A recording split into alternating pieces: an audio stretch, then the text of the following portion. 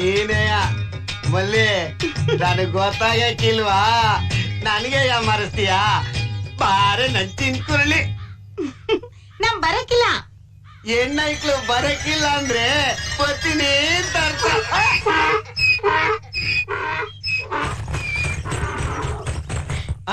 ಮಂಜವ್ವ ವೀಣಾ ಮಾಡ್ತೀನಿ ಗಂಡೈಕ್ಳು ಮಾಡ್ತೀನಿ ಅಂದ್ರೆ ಏನು ಮಾಡೋದಿಲ್ಲ. ಅಯ್ಯೋ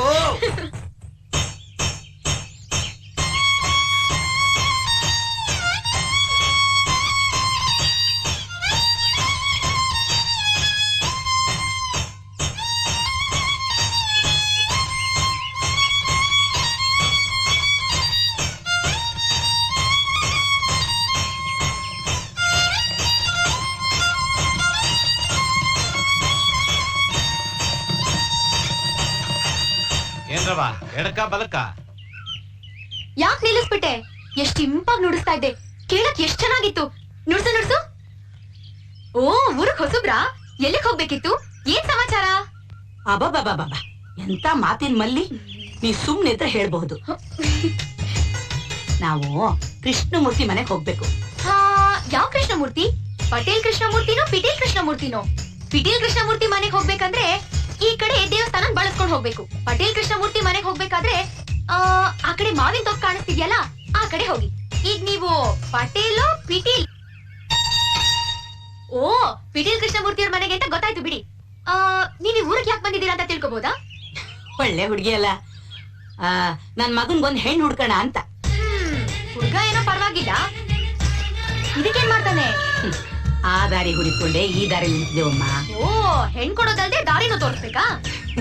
ನಾವ್ ಆ ದಾರಿ ಕೇಳ್ತಿಲ್ಲಮ್ಮ, ಕೃಷ್ಣಮೂರ್ತಿ ನನ್ ಮಗನ್ಗೊಂದ್ ದಾರಿ ತೋರ್ಸಿದ್ರೆ ಸಾಕು. ಇವನ್ಗೆ ಓದುದೆಲ್ಲ ಬಿಟ್ಟು ಪಿಟೀಲ್ ಹುಚ್ಚ ಹಿಡಿದ್ಬಿಟ್ಟಿದೆ. ಅಯ್ಯೋ, ಪಿಟೀಲ್ ಕಲ್ತ್ರೆ ಏನ್ ಪ್ರಯೋಜನ?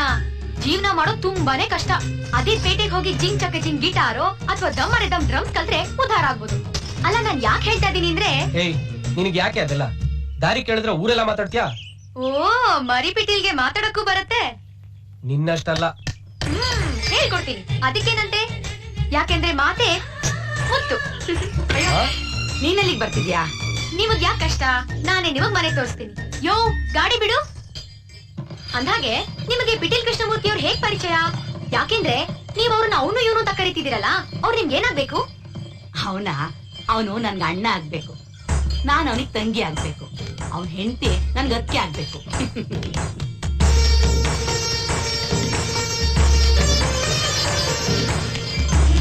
ಹಾ, ನಿಲ್ಸಿ ನಿಲ್ಸಿ, ಇದೇ ನಮ್ ಮನೆ. ಅಯ್ಯೋ, ನಾ ಕೇಳಿದ್ ಕೃಷ್ಣಮೂರ್ತಿ ಅವ್ರ ಮನೆನಮ್ಮ. ನನ್ ಮನೇನು ಕೃಷ್ಣಮೂರ್ತಿ ಅವ್ರ ಮನೇನು ಒಂದೇ. ನಾನ್ ಅವ್ರ ಮಗಳು, ಕೃಷ್ಣಮೂರ್ತಿ ಅವರು ನನ್ ತಂದೆ. ನನ್ ಹೆಸರು ವನಜಾ ಅಂತ. ಅಮ್ಮ, ಅತ್ತೆ ಬಂದಿದ್ದಾರೆ ನೋಡು. ವನಜಾನ ಎಷ್ಟೇ ಬೆಳದ್ ಬಿಟ್ಟಿದ್ದಾಳೆ, ನನ್ಗಂತೂ ಗುರ್ತೇ ಆಗ್ಲಿಲ್ಲ. ಅಲ್ವಾ ಮೂರ್ತಿ, ನಿನ್ಗೊಬ್ಳು ತಂಗಿ ಇದ್ದಾಳೆ ಅಂತ ನೆನಪಾದ್ರೂ ಇದೆಯೇನೋ ನಿನ್ಗೆ? ಮರೆತರು ತಾನೇ ನೆನೆಸ್ಕೊಳಕ್ಕೆ. ನಿಮ್ ಭಾವ ಸತ್ತಾಗ ವೈಕುಂಠಕ್ ಬಂದವನು, ಆಮೇಲೆ ಆ ಕಡೆ ತಲೆನೇ ಹಾಕಿಲ್ಲ. ನನಗ್ ಬೇರೆ ಯಾರು ದಿಕ್ಕಿದಾರ ಹೇಳು? ಒಂದ್ ಸ್ವಲ್ಪ ದುಡ್ಡು ಕಳಿಸ್ಬಿಟ್ರೆ ನಿನ್ ಜವಾಬ್ದಾರಿ ಮುಗೀತು ಅಂತ ತಿಳ್ಕೊಂಡಿದ್ಯಾ? ಈಗ ನಿನಗೆ ಏನ್ ಕೊರತೆ? ನಾನೇನು ಯಾವತ್ತೂ ಯಾವ್ದಕ್ಕೂ ಇಲ್ಲ ಅಂದಿಲ್ಲ. ನನ್ನಿಂದ ಏನಾಗ್ಬೇಕು ಹೇಳು? ಈ ವಯಸ್ಸಿನಲ್ಲಿ ನಂಗೆ ನಂದು ಅಂತ ಯಾವ ಆಸೆ ಉಳ್ದಿಲ್ವೋ ನನ್ಗೆ. ಈಗ ಏನಿದ್ರು ನನ್ ಮಗಂದೇ ಚಿಂತೆ. ಅವನ್ ಜೀವನಕ್ಕೊಂದ್ ದಾರಿ ಆಗ್ಬಿಟ್ರೆ ಕೈ ಕಾಲ್ ಗಟ್ಟಿರುವಾಗ್ಲೇ ಕಾಶಿ ಯಾತ್ರೆಗೆ ಹೋಗೋಣ ಅಂತ. ಇಷ್ಟೇ ತಾನೇ? ನೀನ್ ನಿಶ್ಚಿಂತೆಯಿಂದ ಹೋಗ್ಬೇಕು ಬಾ. ನೀ ಬರೋವರೆಗೂ ಅವನ್ ಇಲ್ಲೇ ಇರ್ಲಿ. 3 ಹಿಡಿ ಅಕ್ಕಿ ಜೊತೆಗೆ ಇನ್ನೊಂದ್ ಹಿಡಿ ಅಷ್ಟೇ. ಕಾಲೇಜು ಹತ್ರನೇ ಇದೆ, ಬೇಕಾದ್ರೆ ಓದ್ ಮುಂದುವರ್ಸ್ಕೊಳ್ಳಿ. ಅವನು ಕಾಲೇಜ್ ಹೋಗಲ್ವಂತೆ. ಮತ್ತೇನ್ ಮಾಡ್ತಾನಂತೆ? ಸೋದ್ರ ಮಾವನ್ ವರ್ಷೆ. ಅವನು ನಿನ್ ಹಾಗೆ ಸಂಗೀತ ವಿದ್ವಾಂಸ ಆಗ್ತಾನಂತೆ. ಅದಕ್ಕೆ ಇಲ್ಲಿ ಕರ್ಕೊಂಡ್ ಬಂದಿರೋದು. ಇಲ್ಲಿ ನೋಡ್ ಗೌರಿ, ಅವ ಇಲ್ಲೇ ಇರೋ ಹಂಗಿದ್ರೆ ಇರ್ಲಿ, ನಾ ಬೇಡ ಅನ್ನಲ್ಲ. 3 ಹೊತ್ತು ಊಟ ಹಾಕ್ತೀವಿ. ಆದ್ರೆ ನಾನು ಮಾತ್ರ ಇನ್ನು ಮುಂದೆ ಯಾರಿಗೂ ಸಂಗೀತ ಹೇಳ್ಕೊಡಲ್ಲ ಅಂತ ನಿರ್ಧಾರ ಮಾಡಿದ್ದೀನಿ. ಆ ವಿಷಯ ಮಾತ್ರ ಎತ್ತು ಬೇಡ. ಏನ್ರಿ, ನೀವೀಗ ಹಠ ಹಿಡ್ಕೊಟ್ಟು ಕೂತ್ಕೊಂಡ್ರೆ ಹೇಗೆ? ಗುರುಕುಲ ನಡೀತಿದ್ದಾಗ ಈ ಮನೇನೂ ಚೆನ್ನಾಗಿತ್ತು, ಮನಸ್ಸು ಸಂತೋಷವಾಗಿತ್ತು. ಈಗ ಮನಸ್ಸು ಮನೆ ಎರಡಕ್ಕೂ ಗರ ಬಡದಂಗಾಗಿದೆ ನೋಡಿ. ಮತ್ತೆ ನೀವು ಸಂಗೀತ ಹೇಳ್ಕೊಡಕ್ ಶುರು ಮಾಡಿದ್ರೆ ನಿಮ್ಮ ಮನಸ್ಸಿಗೂ ನೆಮ್ಮದಿ ಸಿಗುತ್ತೆ, ನಿಶ್ಶಬ್ದವಾಗಿರೋ ಈ ಮನೆಯಲ್ಲಿ ಮತ್ತೆ ಸಂಗೀತ ತುಂಬುತ್ತೆ. ಹೌದಪ್ಪ, ಇವನ್ ತೆಂಗಿನ ಚಿಪ್ನಲ್ಲೇ ಎಷ್ಟ್ ಚೆನ್ನಾಗಿ ನುಡಿಸ್ತಾನೆ. ಮತ್ ನೀವ್ ಹೇಳ್ಕೊಟ್ಬಿಟ್ರೆ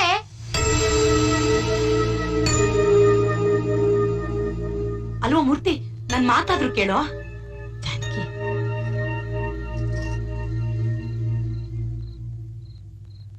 ಆಯ್ತಲ್ಲ ನಿನ್ ಕತೆ. ನಮ್ಮಪ್ಪ ಒಂದ್ಸತಿ ಹೇಳಿದ್ಮೇಲೆ ಮುಗ್ದೋಯ್ತು. ದುರ್ವಾಸ ಮುನಿ ಗೊತ್ತಲ್ಲ, ಅಷ್ಟೇ ಕೋಪ ಅಷ್ಟೇ ಕಟ್ನಿಟ್ಟು. ನಾನ್ ಯಾರ್ ಗೊತ್ತಾ? ಭಗೀರಥ.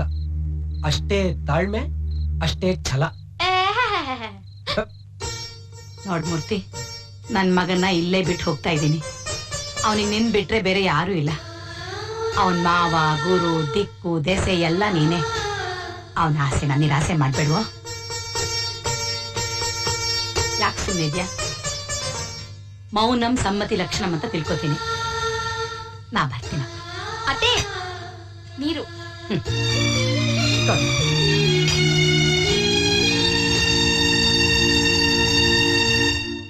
ಬನ್ನಿ ಮಾಮ. ನೋಡಿ, ಅಪ್ಪ ಇವನ್ಗೆ ಸಂಗೀತ ಕಲ್ಸಲ್ಲ ಅಂತ ಹೇಳಿದ್ಮೇಲೂ ಇವನ್ ಇಲ್ಲೇ ಇರ್ತೀನಿ ಅಂತ ಹೇಳ್ತಾನೆ. ನೀವೇ ವಿಚಾರಿಸಿ. ಬೇಷ್, ಸರಿಯಾಗಿ ಹೇಳಿದ್ನಲ್ಲ. ಅಯ್ಯಯ್ಯೋ, ಏನ್ ಮಾವ ನೀವು ಅವನ್ ಜೊತೆ ಸೇರಿದ್ರೆ ಹೇಗೆ? ಹೌದು ಮಗಳೇ, ಜೀವನದಲ್ಲಿ ಏನಾದ್ರು ಸಾಧಿಸಬೇಕು ಅಂದ್ರೆ ಈ ಆತ್ಮವಿಶ್ವಾಸ ಇರಬೇಕು. ಇದಕ್ಕೆ ನಾನು ಹಠ ಅಂತ ಹೇಳಲ್ಲ. ಯಾಕೆ ಗೊತ್ತಾ? ನಿಮ್ಮ ಅಪ್ಪಗೆ ಈ ಛಲ ಇದ್ದಿದ್ದಕ್ಕೆ ಇಷ್ಟೊಂದು ದೊಡ್ಡ ಹೆಸರು ಮಾಡಕ್ ಸಾಧ್ಯ ಆಯ್ತು. ನಿನ್ನ ಹೆಸರೇನಪ್ಪ? ಮರಿ ಪಿಟೀಲ್ ಅಂತ. ನಾನು ಶಂಕರ್. ನೀವ್ಯಾರಂತ? ಶರ್ಮಾ ಮಾಮ ಅಂತ. ಇವ್ರು ಕೂಡ ದೊಡ್ಡ ವಿದ್ವಾನ್ರು, ಗೊತ್ತಾ? ಆದ್ರೆ ಪಿಟೀಲ್ ನುಡಿಸೋ ಭಾಗ್ಯ ಆ ದೇವ್ರು ನನ್ನಿಂದ ಕಿತ್ಕೊಂಡ್ಬಿಟ್ಟಿದ್ದಾನೆ. ಮೂರ್ತಿ ಮನಸ್ಸನ್ನ ನೀನ್ ಬದಲಾಯಿಸ್ಬೇಕು. ಅವರು ಯಾವ ಕಾರಣಕ್ಕೆ ಹೇಳ್ಕೊಡಲ್ಲ ಅಂತ ಗೊತ್ತಾದ್ರೆ ಅದೊಂದು ಸಣ್ಣ ಘಟನೆ, ಆದ್ರೆ ದೊಡ್ಡ ಪರಿಣಾಮನೇ ಬೀರ್ಬಿಡ್ತು.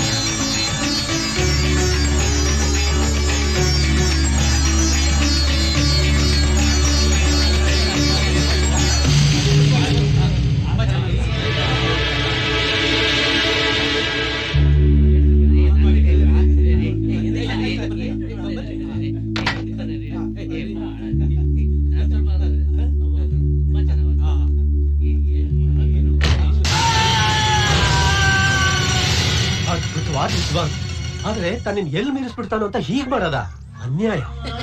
ಏಕಲವ್ಯನ್ ಕತೆ ಆಯ್ತು. ಎಲ್ಲಿ ಶಿಷ್ಯ ಮುಂದೆ ಬಂದ್ಬಿಡ್ತಾನೋ ಅಂತ ಹೊಟ್ಟೆ ಉರಿ ಪಂಡಿತ್ರೆ. ಕೈ ಬೆರಳುಗಳೇ ಹೋದ್ಮೇಲೆ ಇನ್ ಪಿಟೀಲ್ ನುಡ್ಸೋದೆಲ್ಲಿ?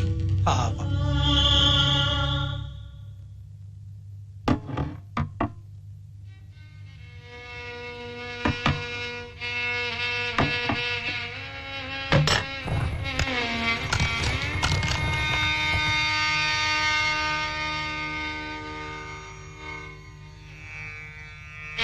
ಮೂರ್ತಿ,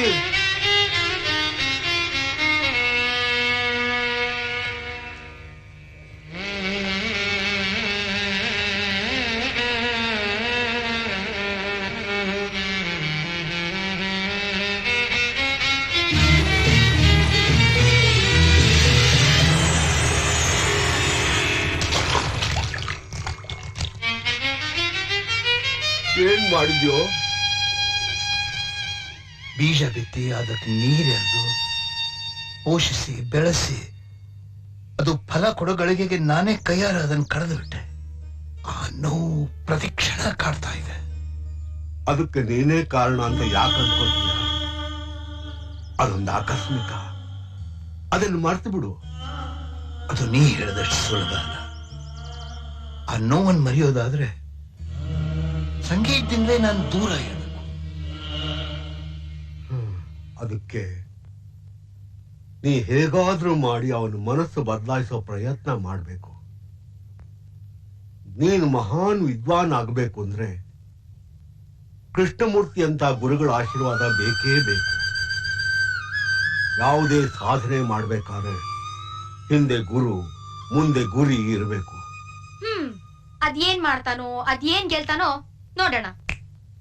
ನೋಡ್ತಾ ಇರು.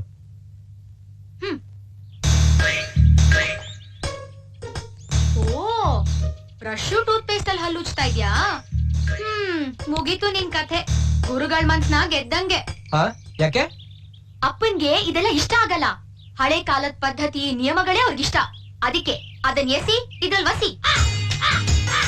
ಇದ್ರಲ್ಲಿ ಉಜ್ಜಿದ್ರೆ ವಸಡು ಹಾಳಾಗಲ್ಲ, ಹಲ್ಗಳು ಸವಿಯಲ್ಲ, ಗಂಟ್ಲಿಗೂ ಒಳ್ಳೇದು. ತಗೋ ಉಜ್ಜು.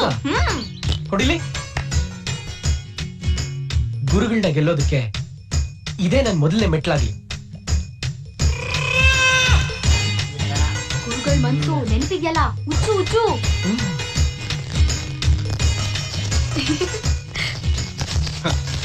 ಇನ್ನು ಯಾವ ಕಾಲದಲ್ಲಿ ಇದೆಯೋ ಹುಡುಗ, ಬೇವಿನ ಕಡ್ಡಿಯಲ್ಲಿ ಹಲ್ಲು ಉಜ್ತಿಯಲ್ಲ.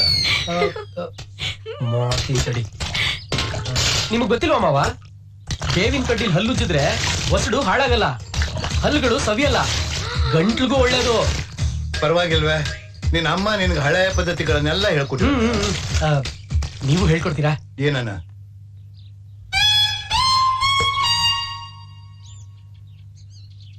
ಏಯ್, ನಾನ್ ಹೇಳಿದನ್ನೆಲ್ಲ ಹೇಳಿ ಅಪ್ಪನ ಹತ್ರ ಡಿಟ್ಟಿಸ್ಕೊಂಡ್ಬಿಟ್ಯಾ? ತುಂಬಾ ಉಪಕಾರ ಆಯ್ತು. ಅವಾಗಿವಾಗ ತಮ್ಮ ಅಮೂಲ್ಯವಾದ ಸಲಹೆನ ಕೊಡ್ತಾ ಇರಿ. ಕೊಡೋಣ ಕೊಡೋಣ, ಅದಕ್ಕೇನಂತೆ. ಸಲಹೆ ತಾನೆ, ದುಡ್ಡ ಕಾಸ? ಅರೆ, ಎಲ್ಲಿಗೆ ಹೊರಟೆ? ಸ್ನಾನಕ್ಕೆ. ಸ್ನಾನಕ? ಈಗ ತಾನೇ ನನ್ನ ಹತ್ರ ಸಲಹೆ ಕೇಳ್ದೆ, ಇನ್ನೊಂದ್ ಕೊಡ್ತೀನಿ ಕೇಳು. ಸರಿ ಹೇಳು. ತಣ್ಣೀರ್ನ ಮೈ ಮೇಲೆ ಹಾಕೊಂಡ್ರೆ ಮೈ ಗಟ್ಟಿ ಆಗುತ್ತೆ. ಯಾವ ರೋಗಾನು ಸುಲಭವಾಗಿ ಮೈ ಗಂಟಲ್ಲ. ಸರಿ ಬಿಡು, ನಾನ್ ಯಾಕೆ ನಿನಗೆ ಹೇಳಿ? ನೀನ್ ಅಪ್ಪನ ಹತ್ರ ಪಾಠ ಒಪ್ಪಿಸ್ಬಿಟ್ಟು ಶಬಾಷ್ಗಿರಿ ಗಳಿಸ್ಕೊಂಡ್ಬಿಡ್ತೀಯ. ನಾನ್ ಶಬಾಷ್ಗಿರಿ ಗಳಿಸ್ಕೊಂಡ್ರೆ ಇವಳಿಗೇನೋ.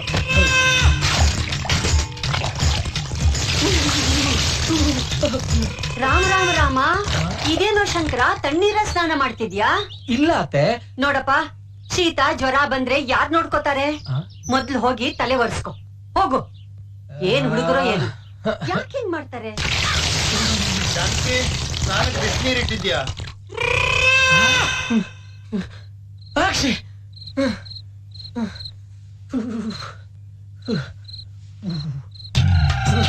ನಾನು ಆಗ್ಲೇ ಹೇಳಿದೆ ತಣ್ಣೀರ ಸ್ನಾನ ಮಾಡ್ಬೇಡ ಅಂತ, ಕೇಳಿದ್ಯಾ? ತಗೋ, ನಿನಗೋಸ್ಕರ ಒಣಶುಂಠಿ ಕಷಾಯ ಮಾಡಿದ್ದೀನಿ. ಇದನ್ನ 3 ಹೊತ್ತು ತಗೊಂಡ್ರೆ ನೆಗಡಿ, ಶೀತ, ಕೆಮ್ಮು ಎಲ್ಲ ಬೇಗ ವಾಸಿ ಆಗೋಗುತ್ತೆ. ತಗೋ. ಆ ವನಿಜ ಮಾತ್ ಕೇಳಿ ನನ್ಗೆ ಈ ಸ್ಥಿತಿ ಬಂದಿದೆ ಅತ್ತೆ. ಅವಳಿಗೆ ಏನ್ ಮಾಡ್ತೀನಿ ನೋಡಿ.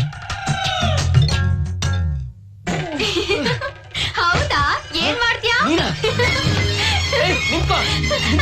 ಏನ್ ಮಾಡ್ತೀನಿ ನೋಡು.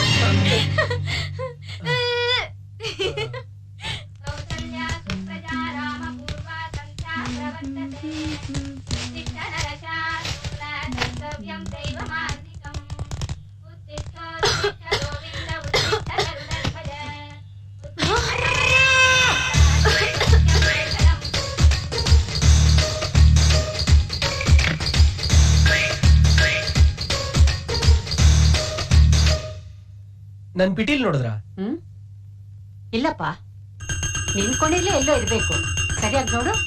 ಹುಡುಕ್ದೆ, ಎಲ್ಲೂ ಕಾಣ್ಲಿಲ್ಲ. ಶರ್ಮಾ ಮಾಮ, ನನ್ ಪಿಟೀಲ್ನೆಲ್ಲಾದ್ರೂ ನೋಡಿದ್ರ? ಓಹೋ, ಅದಕ್ಕೆ ಬೆಳಗ್ಗೆಯಿಂದ ನಿಶಬ್ದ. ಆ ಪಿಟೀಲ್ ಬಿಡು, ಬಾ. ಇದರಲ್ಲಿ ಎಂತೆಂತ ಪಿಟೀಲ್ ಇದೆ ಗೊತ್ತಾ? ಒಂದು ಮಹಾರಾಜರ ಆಸ್ಥಾನದಲ್ಲಿ ನುಡಿಸ್ತಾ ಇದ್ದಿದ್ದು, ಇನ್ನೊಂದು ಚೌಡಯ್ಯನವರು ಆಶೀರ್ವಾದ ಮಾಡಿಕೊಟ್ಟಿದ್ದು, ಕೃಷ್ಣಮೂರ್ತಿಗೆ ತುಂಬಾ ಇಷ್ಟವಾದ ಪಿಟೀಲು ಅಂದ್ರೆ ಶೃಂಗೇರಿ ದೇವಸ್ಥಾನದ ಕಚೇರಿ ಗೆದ್ದಂಥ ಪಿಟೀಲು. ಇದನ್ನೆಲ್ಲ ಬಿಟ್ಟು ಆ ತೆಂಗಿನ ಚಿಪ್ ಹುಡುಕ್ತಿದ್ಯಲ್ಲಪ್ಪ.